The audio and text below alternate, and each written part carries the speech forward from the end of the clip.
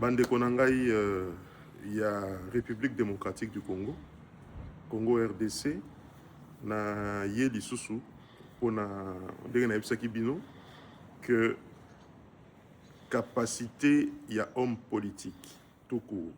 Il y a Moutou Azan réfléchi, une personne qui réfléchit, c'est sa capacité d'analyser les événements, les anticiper, la projection. C'est ça même un stratège. Donc, les Kamousso et Sami Namboka,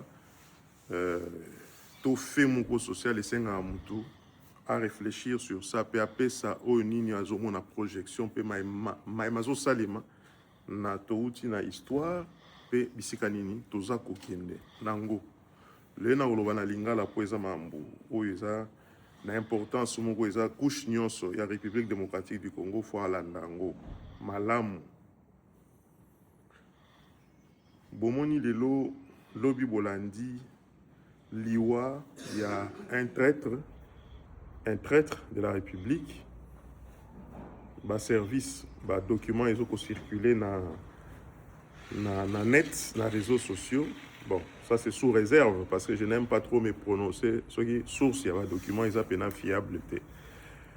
Il y a Willy Ngoma, parce que c'est de lui qu'il s'agit. Bamsouba Rwandais, Bamsouba Zolo Baza Congolais, Bamsouba Banda Makambwa, il y a aussi un Rwandais Kala. Depuis Abima Penza officiellement, 2011-2012. Tango Boué M23 Banda Kaba Bêtise na Yoana Soussou. Boye balikambu moko obofo yeba ngo kozala nango bomoni na 1996 tozalaka na technologie avancée neti lelo te.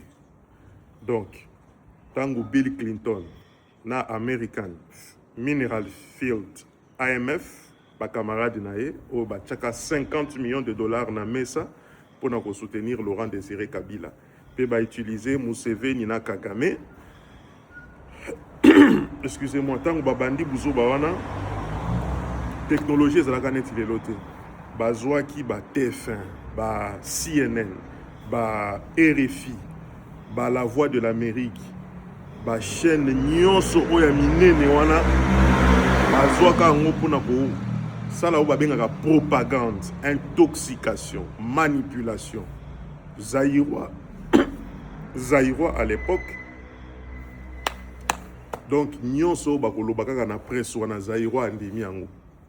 Babi Mobutu, oui, Mobutu a incarné qui dictature, puis le mal zaïrois, comme l'ont déclaré certaines personnes de l'époque, c'est vrai, mais autour de Mobutu, il y a une valeur moko ya makasi, l'amour du pays, le nationalisme, le patriotisme, Olinga Mboka.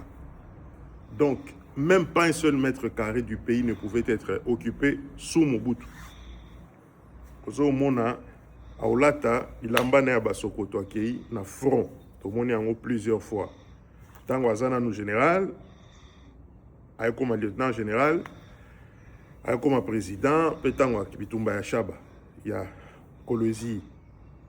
Alors, pona kolobana bino que banda babundisa kaye wana tango ba longoli po azaki obstacle ba que ce monsieur soki azakaka plan na biso pona ko kota na Afrique centrale ko sala empire matusi aussi mbate. Alors c'est ainsi que ba longoli biso tozobete la bato wana maboko ba Rwandais ba Rwandais ou ba vandi pena na Kigali, il y a régime tous, il y a Paul Kagame alors vice-président de la République, il y a Rwanda ba yena mboka na biso. Bazui mituka na biso, ba violer basi na biso. Na Kinshasa, bazui bandako wa batu ba fandi na kati ya ndako wana. Et komi ya bango ba botoli yango. Quelle récolonisation. Na moment ya lelo na asir batu wana toko ndimate. Roubero wana vandi na ndako wa l'État, na bandako wa l'État na Gombe wana pembeni ya fleuve, pembeni ya primature pendant combien de temps? Eza ndako na ye? Non, parce qu'il est ancien vice-président. Bemba, là où il habite, Jean-Pierre, est-ce que il habite dans leur résidence, chez eux, en tout cas leur parcelle, il y a Bango, avant d'Akananda quoi l'État. Pourquoi Kakaye, famille, il y a Zaïd Ngoma, famille ya Yerodi Abdoulaye bavanda kabaza ba ancien vice-président donc mona ka bato na ba epona ko konza biso on dirait ndako tata na bana mama na ba batikela ki bango alors bato na ba ekoya pe les 2 autres bomoni makambuto sala c'était des soldats rwandais qui sont venus pour nous recoloniser bomoni eloko wana basali une année ba tiamba tiaba pesi bato ba sepelaka na langage wana te ou bien ba mo wana yake basi abatusi tout ça même ngamoko na kondanaki mais c'est une stratégie qu'ils ont utilisée. Je vais pas aller dans des détails pour les en important. Ces femmes là, nos mamans là tous ils sont des innocentes. Ba kota na banda kwa bato, ils ont infiltré dans les services des renseignements, dans l'armée, dans la police, dans des cabinets de ministères, à la présidence. Laurent Désiré Kabila Télémi nani je vais ko longolé ba bomier pour se ressaisir ba tuer biso agent na bango double. Remarquez bien depuis que Joseph Kabila zoka présidence et belé ba koma et belé soko landi sika soko landi pembeni ya Joseph Kabila, c'est lui qui s'est fait appeler Joseph Kabila. Okomona kaka ezaka soit tata rwandais maman rwandaise, soit okomona kaka tata ougandais maman rwandaise, soit okomona na ba officier supérieur pe officier à FARDC okomona kaka eza bongo. Là n'est pas le problème. Bison de photos yeba banani toza kopesa ba poste tozongi sikawa na bato ya nous revenons maintenant na Willy Ngoma. Vous voyez trahir votre pays là où ça vous amène aujourd'hui. On dit mi kozala bololé ya ba rwandais po biaka ba richesse ya mboka na bino po bozwa bobomaka ba congolais pe ba congolais bo violer bango au guerre au ngana au mona lelo ekomi. Les temps ont changé aujourd'hui, même le petit, moi j'ai mes 2 fils, mes filles pour batalaka na ba réseaux sociaux ba ebinyo sezo les boko ko sasu batute. Vous êtes dans le AFC M23 est un paravent du Rwanda qu'on utilise pour déstabiliser notre pays, pour prendre nos terres du nord et du sud Kivu afin de nous recoloniser. Et que à Kinshasa, qui est une marionnette, un président pantin, un président qui est malléable, Ndebakoki Kosala Yango na Félix Tshisekedi à qui nous rendons hommage. Je rends mes hommages les plus déférents à Fachi Beton pour tenir tête na bato oyo. Lelo Willy Ngoma Yewana akufi.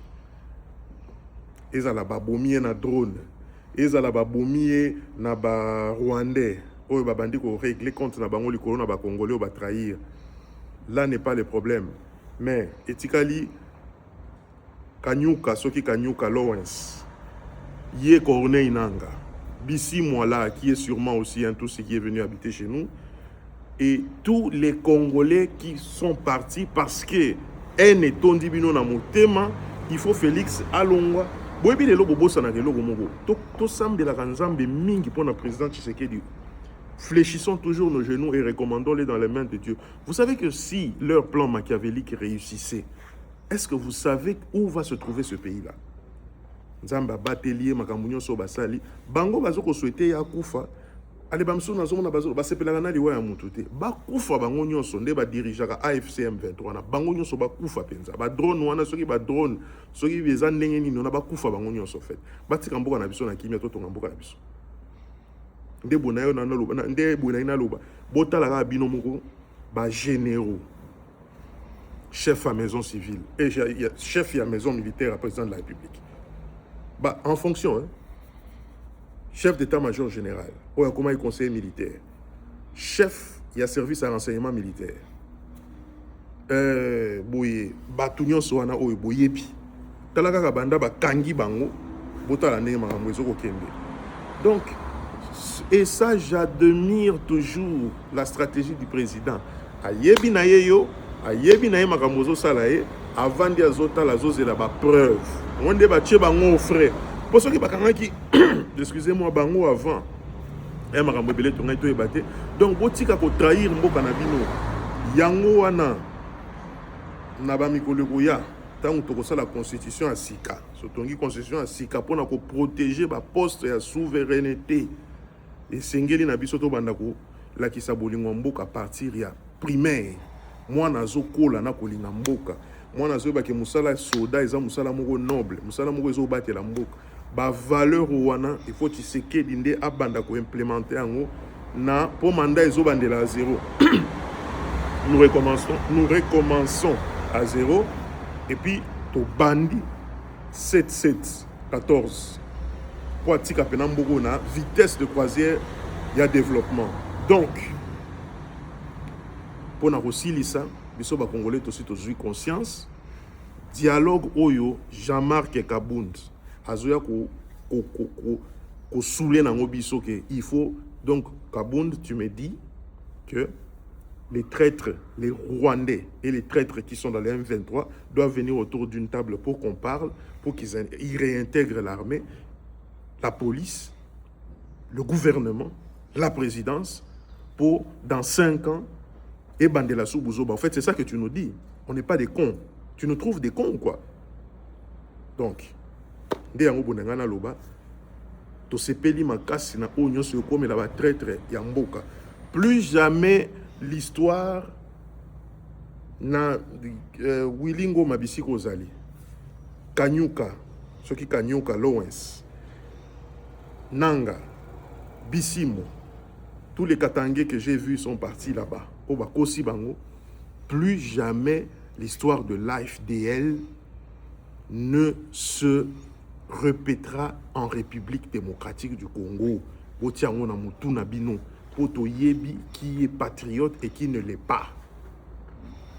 Longonia, courage, la force de défense et de sécurité en Boka, pour baza pour bunda na front, pour guerre, tout le bélarango, na ba médias, na ba réseaux sociaux, na ba parlement, mais boy ba ke guerre, c'est le komongo ma bé ma casse.